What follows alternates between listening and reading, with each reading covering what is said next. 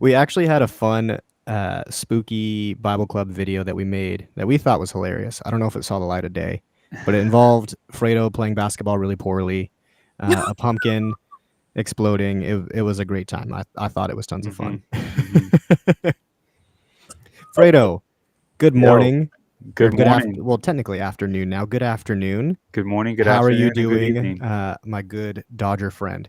Oh, dude, I'm doing good. It's a glorious day in the neighborhood. The Dodgers are going to the World Series. Mm, The NBA tips off tonight. There's just a lot of wonderful distractions in the name of sports today for me. So, yeah. what can I say? What can How I do you say? I'm doing good. feel? How do you feel with the talking point that the MLB paid for this giant Dodgers Yankees clash in the World Series?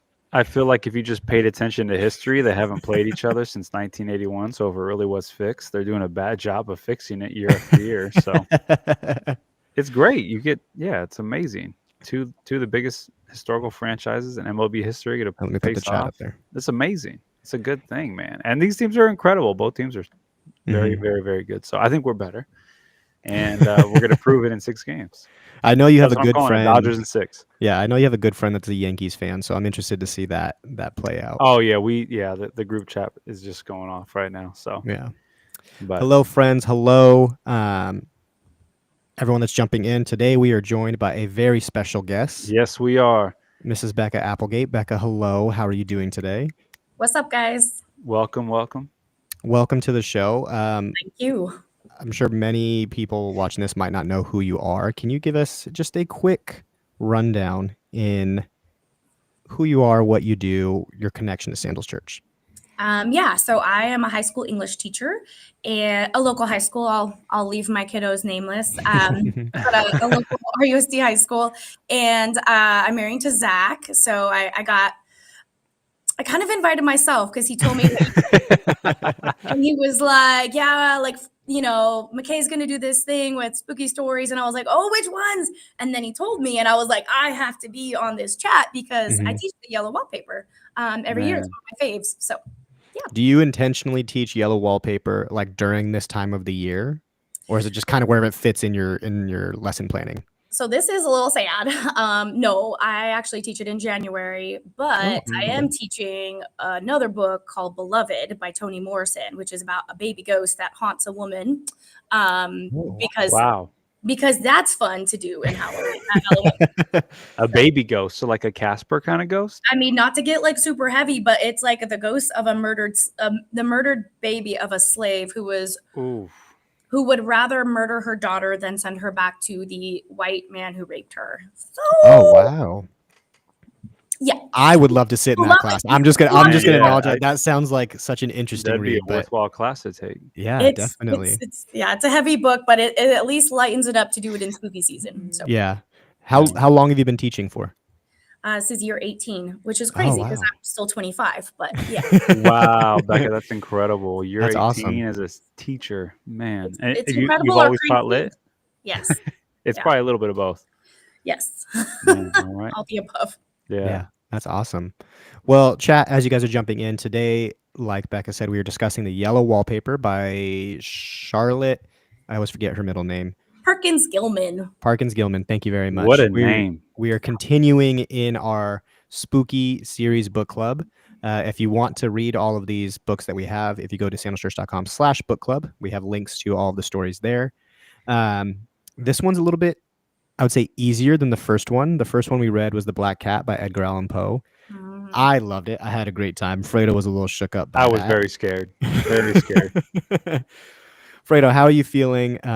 Just general first thoughts for the yellow wallpaper. Yeah, this one has got more of like the if it was a movie, it'd feel like kind of like a psychological thriller than like a jump Mm. scare, because you're Mhm. trying to figure out what's going on. So, but clearly gets us something that's deeply important. Can for sure at times feel maybe scary or spooky, but does touch a part of our reality as humans that I think is really important to Mhm. think through, both in terms of a narrative, but also in terms of our real life. So it's Yeah. good. It's Yeah, good. definitely. So, chat, as usual, if you have thoughts about what you read, reflections on that, please drop that in our chat area. We'd love to interact with you. If you have questions for either Fredo or Becca, go ahead and float those there. We'd love to answer those questions on how we navigate some of these maybe psychological darker readings and how to approach those as a believer, as someone that believes in Jesus and believes in the healing of his love. I think there's things we can take from all of these stories. So totally. Yeah. Well, let's jump right into it. Yellow Wallpaper. Let's hand it over to the expert. I mean, he's here. So yeah. Becca, how would you maybe present this story to a student that's never read it before? Yes. So this little guy gets presented in a whole unit I do on women's issues at the end of the 1800s. And so it kind of fits in this broader conversation of like how different voices in America experience issues in America. Most scholars believe that the story is about a woman who is suffering from postpartum depression. But at the end of the 1800s, nobody knew what that was. And so this sort of common cure was for women to just go into what's called a rest cure. And so if a woman has a baby and she enters what they called a nervous condition, AKA displays signs of postpartum depression, they perceived, medical physicians, like scientists of the day, said, hey, this woman needs to go be by herself, rest, not be around her child, and not be around other people. And the opposite of what we now know, right? With medical care for depression.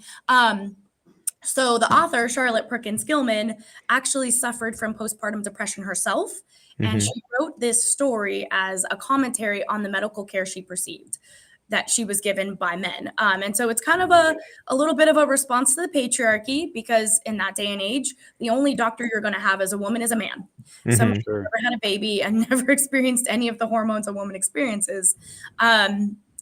In some cases were so severe that they would institutionalize women in insane asylums, or what we would now call an insane asylum. And so then a woman's condition is only going to deteriorate because they are offering her the opposite of the cure.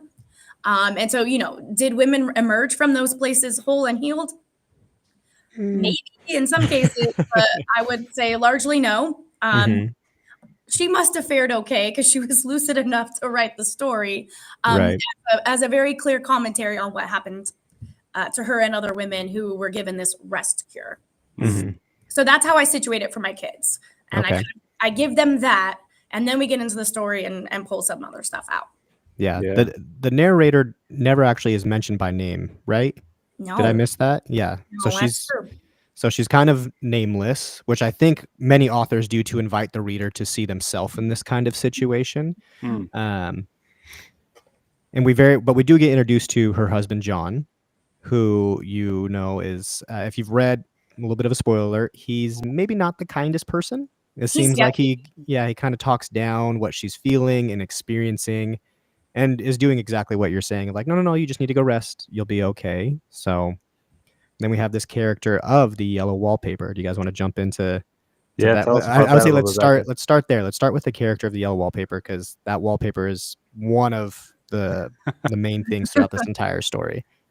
So, okay, when I have the kids read this, I tell them, like, look, you're going to walk away with a couple different interpretations. And I think that's kind of the fun of the story, is that they all have their own theory at the end. I'm like, is there really a woman in the wallpaper? Like, is this magical realism? Is this woman a psychological figment of the main character, the narrator's mind? Or is this whole thing an allegory? And the woman in the wallpaper is representative of women in this era who are being, entrapped, imprisoned, etc. in this system, this institutional use of medicine to kind of keep, benign or not, it's essentially keeping women in a place of unhealth, right? So like those are the different ways that kids could kind of read, who is this figure in the wallpaper? I think part of the fun of the story is that you don't know at the end. Like, you get to decide. You've obviously taught this for several years. Has your opinion of the wallpaper changed over time? Oh gosh. I don't know that it's changed, but I catch things every time. Like, one year I caught that at the very end of the story, she addresses someone by the name of Jane, but there's no Jane. There's Jenny, her sister-in-law, and there's her husband, John. And so I approached that with the kids one year, and we came up with this theory that Jane is her name. Oh. And that maybe that's like the Dang. explanation. Like she's been on this search to find her identity and herself.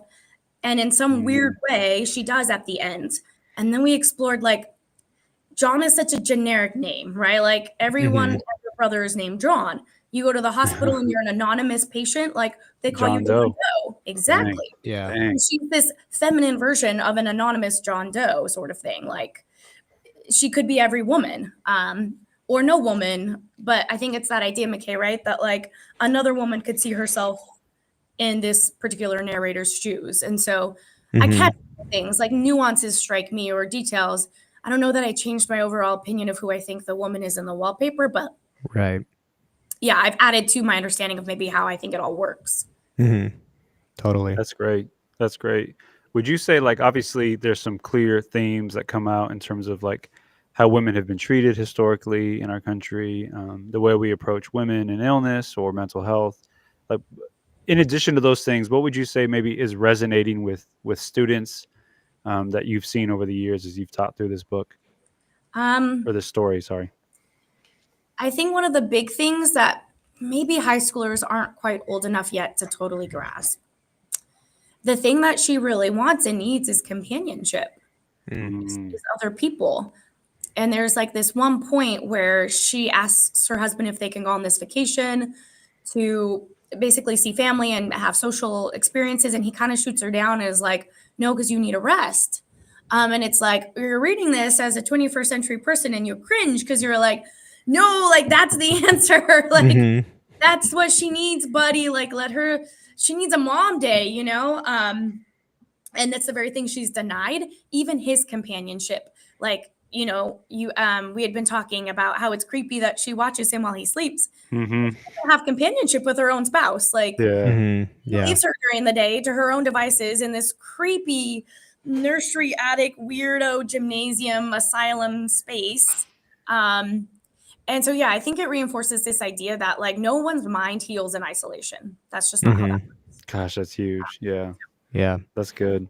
Yeah, every time the author would describe the room, that part would actually scare me, like the way it was described. And then, from her point of view, like she's hearing all this kind of life happen around her or outside of her. But then, yeah, like I mentioned, she's having to watch her husband sleep, which is a bit, a bit kind of eerie and terrifying. So, man, but yeah, that's such a critical point on isolation and what happens to the brain. So, I did notice that theme of anytime she wanted to go out, he said, "Well, yeah, once you get better, I want like something is constantly pushed off." Mhm. So While yeah, John is also continually going out all day, yeah, he's getting the opportunity to take care of himself while also I would say unintentionally belittling his wife in this moment, because that's one of the things I picked up from the very beginning is she has very strong feelings and mental health that needs to hmm, be addressed. And from the way she's writing I take it as like journal excerpts. The Mhm. way she's writing these journals is like she's not having that companionship with people, so she finds comfort in writing, um, yeah, and also has the fear that if her husband finds her writing, he'll throw it away and won't let her do it anymore. So, I that's think good. this story gets into a little bit too of like, what do we do with creative people? mm, And Mm, as a society, do we put people who are too imaginative for us, like in another spot and kind of wall them off like he does to her? Because he's a physician and she talks about how she can't bring up fanciful notions with him because mhm, he only believes in science. There is no room mm, in his mind for the supernatural, the inexplicable, the esoteric, like none of that.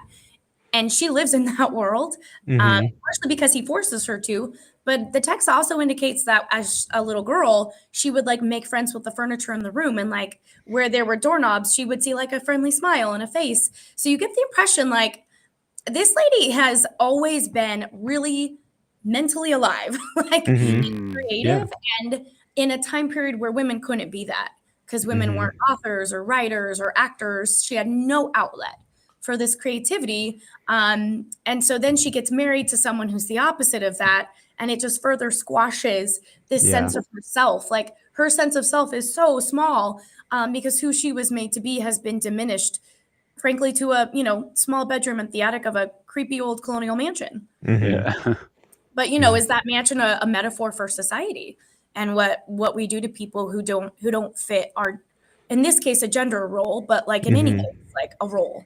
So Yeah. Yeah. Mhm. I was intrigued by Becca, you could speak into you. I mean, you just shared this mansion kind of being less of a mansion and more of a metaphor for something.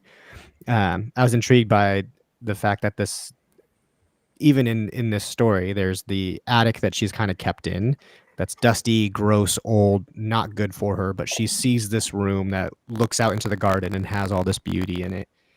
Mhm. I'm trying to figure out the right question I want to ask here, but maybe how do you perceive some of that stuff, or you and Fredo, I guess you guys can both kind of get into this. How do you perceive like seeing that where we have this space that we're kind of being held to, but we also recognize the need of what we're looking for and maybe not being able to reach that? I don't know if that question makes any kind of sense, but I was struck Mhm. by the beauty of like this house is horrible, but there is still a room that offers beauty and hope for our narrator. Mhm.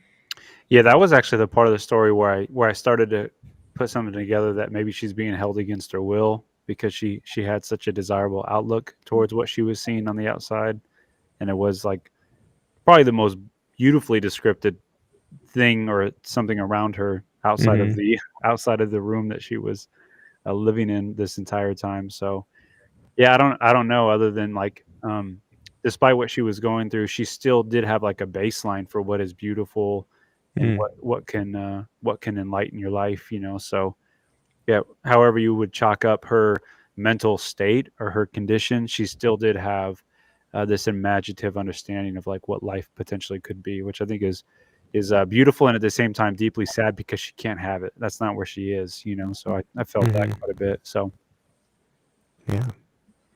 Yeah, one of the things that we like talk about in literature with my kids is like archetypes and Mm-hmm. that archetype of a garden, right? Like this is what things are supposed to be. It goes back to Eden, right? And this idea that there's this world that we all, C.S. Lewis talks about. We've all been drenched with a sense of exile. Like we know in our hearts what Eden is and what beauty is mm, and what goodness is, and when you can't get to it, that's shattering. Mm-hmm. That's mm, that destroys a sense of yourself, right? And so I do think that that's a taunting reality for her, and I think it's part of why she's a bit spiteful at the end, and she Mm-hmm. throws the key out into the garden and makes her husband go get it. Like, you forced me up here, you wouldn't let me go out there, and now you want in here where you've Mm, kept me. And right. so, fine, go ahead, go down and get it. Because she asked him at the beginning of the story, like, can we take a bottom floor room where I have access to this garden? And he's like, mm. nah, dog, like, stay up there. Um, and so I do think she's a little like, well, then, Mm-hmm. towards the end of there. But yeah, that notion of like life, lush, beauty, garden places, so often in literature is this desire to return to things as they ought to be. Yeah. Yeah, Yeah, that's so good. That's so good. that's a So great perspective. we have a couple questions from some of our audience. The first one I want to dive into is from Scott. Scott, thank you for jumping in, even though you're a little late. It's okay. We forgive you. He asked, have you ever felt confined or restricted in a similar way to the narrator? And if so, how did you cope with it? Hmm. Man, I mean, this is part of my story of coming to Jesus, 21 years old, going to college, almost done.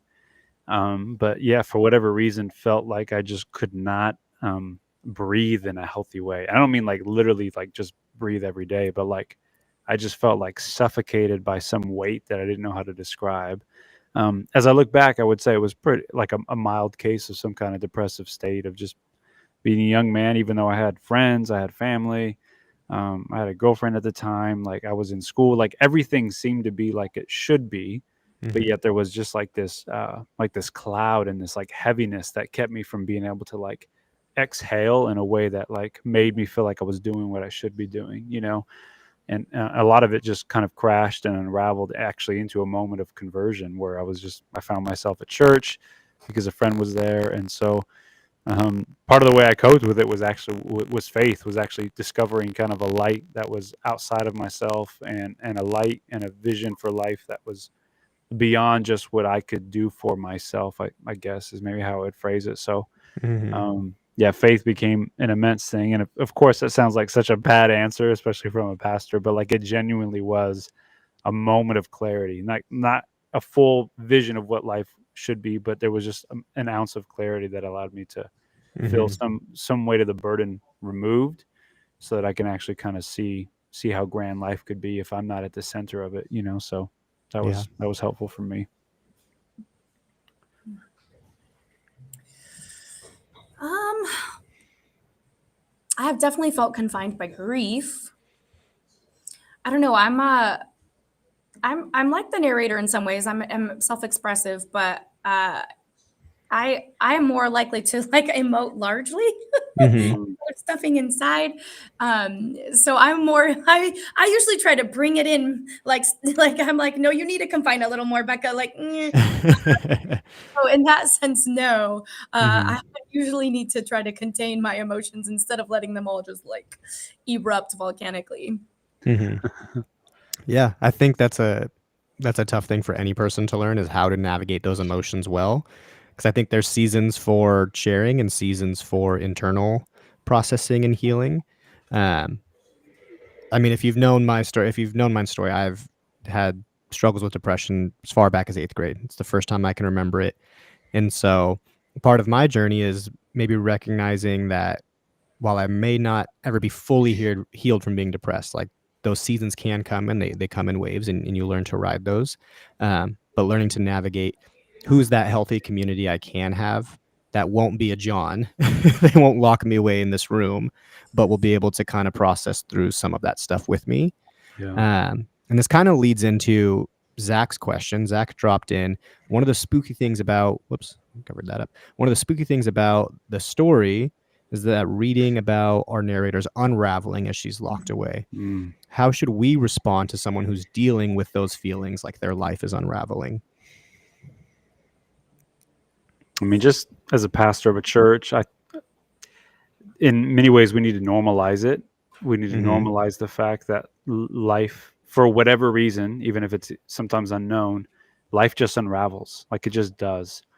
And there still is a profound invitation to experience God in that place, to discover who you are. Not that we just breeze over what is difficult, but I think we need to normalize the fact that life unravels for people through Mm-hmm. suffering, through unexpected loss of just people, through a job change, through some kind of relational conflict, right? Like through someone passing away. Like life just has a way of unraveling. We need to normalize it, specifically in the way that we don't make you feel like you're responsible for what's happened, right? Like Mm-hmm. there are consequences for our poor decisions, no doubt. There are consequences to sin, but oftentimes there is a kind of meaninglessness or an unraveling that happens that I think is just the natural course of reality, right? And Mm-hmm. Ecclesiastes speaks to this in Ecclesiastes 2. In fact, the author there says that meaninglessness can actually have a purpose at some point, So I think we need to Mm-hmm. normalize it for the sake of that individual, not riding this train of guilt, but also finding a way to draw close to God in the midst of that. So yeah, I think normalizing it would be helpful. And then to Becca's point earlier, the opposite of isolation, right? And so I think Mm-hmm. drawing people out of what maybe they want to kind of recoil back into could be immensely helpful for someone like that. So yeah, what are your thoughts, Becca? I think it's about for me, it's a connection to the story too. Is like to not be dismissive. And I think, and that's part of what you're talking about too, Fredo, of normalizing it is, I think, especially in the Christian community, when people share something with us that's hard or heavy, we have this tendency to want to sort of spiritually bypass, slap a Mm-hmm. Bible verse on it, or like speak some truth that frankly might not be timely. And John does that to the narrator, right? He like interrupts her and is like, well, let me just give you what I Yeah. know. Like, I'm a Mm-hmm. physician and I know better. And it's like, it's so yucky. But we do that. Like we totally do that to people. Especially I think Christians can feel uncomfortable with unexplained brokenness. Mm, Like the stuff Mm. that we don't have an answer for. And so because that's uncomfortable to not know, we have to give some response. And so we give a response that sometimes is trite or feels holier than thou or is a bit judgy, all of which are frankly not helpful for Right. whoever the person is that's sharing whatever they're sharing. Um, I think we could be better at holding space, I guess is what I'm saying. yeah. That's oh man, that's a bar. That's a bar right there. I have a question for you, Becca. Obviously, you work with teenagers. I work with teenagers. Their world is unraveling every 45 minutes or so. Um, as a Okay. as a teacher in the public school system, obviously there's a lot of rules and a lot of things on what you can and can't say about what you believe. How do you navigate caring for students in a loving way, well, through these moments? Like, as a teacher, you're with them, you're seeing them oftentimes more often than their own parents are seeing them. So how do you navigate caring for your students like that? Something I started doing a couple years ago, I guess. Pastor Adam preached about like essentially like asking God how you can join him on mission. And I just started praying that like every morning when I walk from my car to my classroom, which is a bit of a jaunt. I literally ask God for like, I guess two groups of people, like who are the students who are already believers I can disciple, and who are the kids that you're working on that I need to be aware of so that I can join you on mission. And like one of the kids who popped up in my classroom really early last year was clearly a believer. She's actually a Sandals kid. I'll give her a quick shout out. It's Emily. She's awesome. But like that was a real quick, like, this girl, like she's the one for you to like, she knows me. She just needs someone to come alongside her. That's easier to do, right? Because then like she sort of gave me permission to talk Jesus with her. And she made it an initiative to like come in my room and like sit down before school or after school or whatever.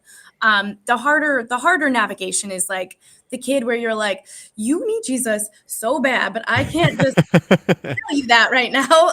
Right. So I tried to just let them talk, I guess, to listen to them, to demonstrate an interest in the things that they're interested in, to be a place where like they feel safe. Like I might not agree with all their lifestyle choices, but the last thing I want is, they all know I'm a believer. They figure that out pretty quickly. The last thing I want is for them to go Christian, unsafe.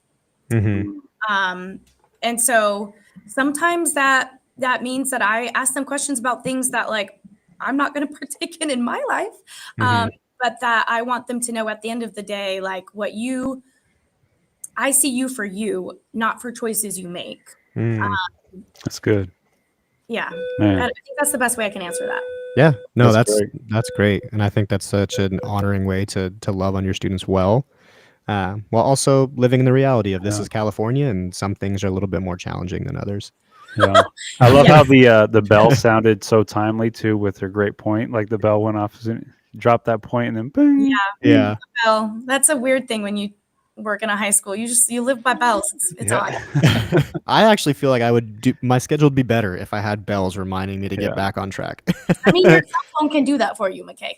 That is fair. I'm getting I would say when I did teach high school, like I felt like my bladder got on schedule with the bells. So because you don't take into account the small window of time you actually have to use the bathroom between classes. So isn't that all bodily Pavlov's dog or something like that?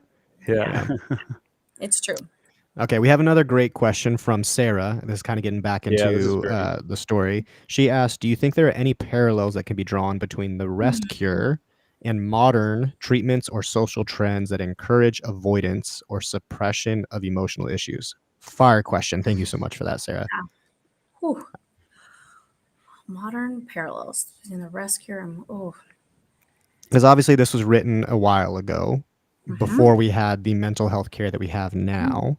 But even my wife, who's a therapist, she will give, people like, hey, these are some things that are great for you, but they'll still go to TikTok or Instagram Reels or whatever their friend or article read. That's kind of like leaning into that same thing of sometimes we like, oh, you need to rest when there's a much deeper issue. Or other times we think we need this medical practice when it really is we need rest. So where do you see those kind of parallels? Fredo, haven't you been reading, the guy who talks about, this is your jam. Like, silence and solitude, right? Like, and all of the, like, the ruthless elimination of hurry, like, have we maybe gone to the opposite end of the spectrum?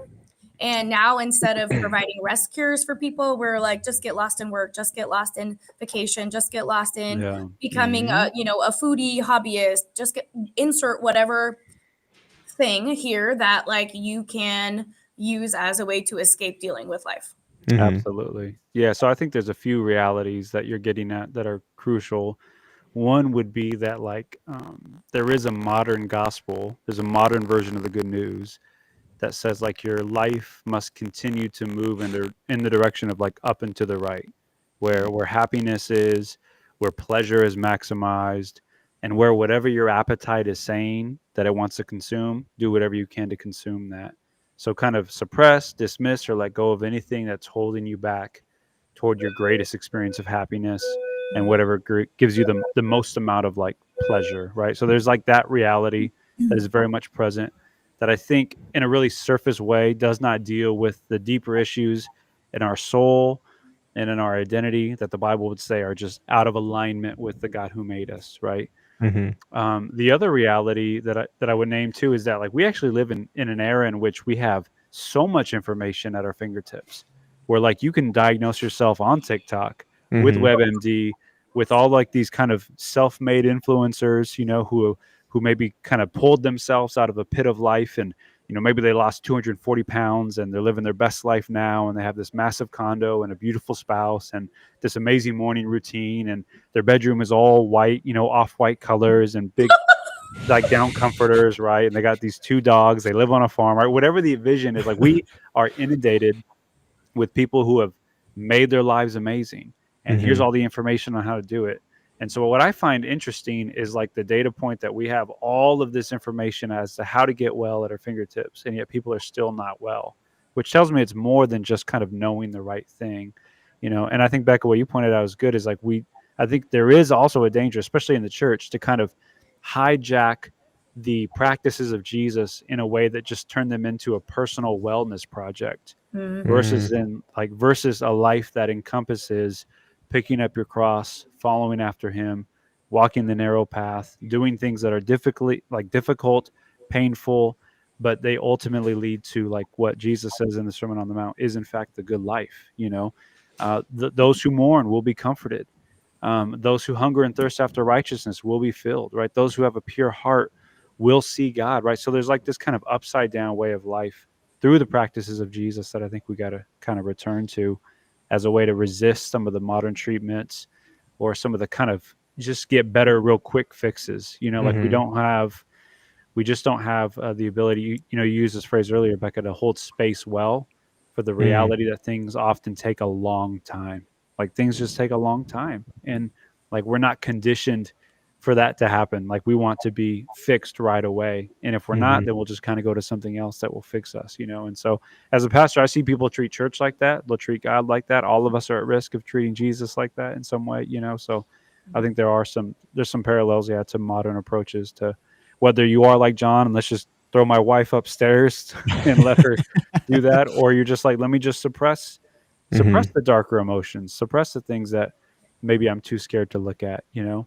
But I think there is hope in Jesus that if he did plunge into the darkest parts of reality and conquered them, then we should have less fear about facing those darker parts of our own lives as well, because, you know, we will find ourselves out. Like Jesus will pull us out. He will make a way for us, you know? So. I think specifically when you're thinking of this idea of rest cure, I think this idea is still prevalent with a lot of maybe millennials, Gen Z, where the idea that they're kind of reaching this point that work is not going to fulfill you. So they think just fill your life with this next experience, the next festival, vacation, whatever it may be. And if you look at it, that is somewhat of a rest cure, because you're running away from the dealing with the emotions that are right in front of you, and you're not allowing people into your life to navigate some of those things. So, of course, rest is needed. Sabbath is needed. But if you are resting and not dealing with the internal emotions and things that are going on, you're not going to be rested at all. And granted, of course, there's always the what ifs of like postpartum depression is vastly different than, you know, what I experienced and like all those kinds of things. Of course. But if we are avoidant of the actual internal work that is needed and we don't bring the right community in to address that, you're going to be a Jane yanking paper off a wall. Yeah. So, well, I'll leave you with this final question. Becca, I've asked Fredo this before. I want to ask you, as a literary teacher, why do you think it is so important for Christians to interact with various types of literature like this? That's good. Oh gosh, you have no other way to ever walk in somebody else's shoes. Like really, truly, like, Man. there's this like really beautiful line in To Kill a Mockingbird where if you don't know the story, Jem and Scout are these little kids growing up in the South, 1930s. And there's some really poor racist white folk in the story. And their dad is trying to fight this systemic racism in their town.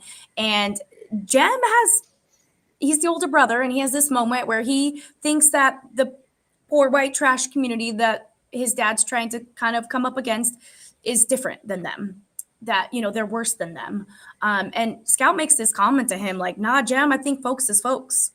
Like, people are people. And Scout's like 9. She's like this 9-year-old girl. Yeah. That she looks at her brother and she's like, I don't think any of these people in our town are different. I think we're all just people. And it's like, oh, from the mouths of babes, right? Like, and I think that's the beauty of literature, is that like people are people. And the only time sometimes you can really get into some other person's skin, though, and experience what it's like to be a person through them, is to read a book. I think particularly like first person narratives are powerful for that reason. I think that's why the Yale Wallpaper is powerful. It is the only type of narrator that creates this simulation of like being literally in their head, literally in their skin. And those are super popular right now. Like, it's kind of a postmodern thing. But it's been around for forever, right? The Yale Wallpaper is not a postmodern text. So anyways, I think that's something that like I personally try to do, is like read books by people who are from a different country from me, or a different lived experience, because there is really no other way I'll ever learn that in quite the same way that literature can powerfully teach it. Man. Travel's the only other way you can do that. Yeah. And reading is a lot cheaper than traveling. Yeah, in theory. My husband's like, have you seen our Amazon cart? No, it's not. But Oh, Zach. Well, that is great. I mean, Becca, you have had such great insight. Thank you so much for Yes. being here today and taking some time out of your schedule. We will for sure have to do this again. We are for sure going to have I you. am here for all literature. I love it. It's Yeah. my jam. Thanks This for is your great. time today, Becca. It meant a lot. Thank you so much. Thank you so much. Chat, as you're reading this, again, sandalschurch.com/book club. Next week, we're reading The Veldt by Ray Bradbury. I'm very excited for that one. Join in here on YouTube Live, 12 o'clock. We can't wait to see you guys. I love you all. We're praying for you. We'll see you next week.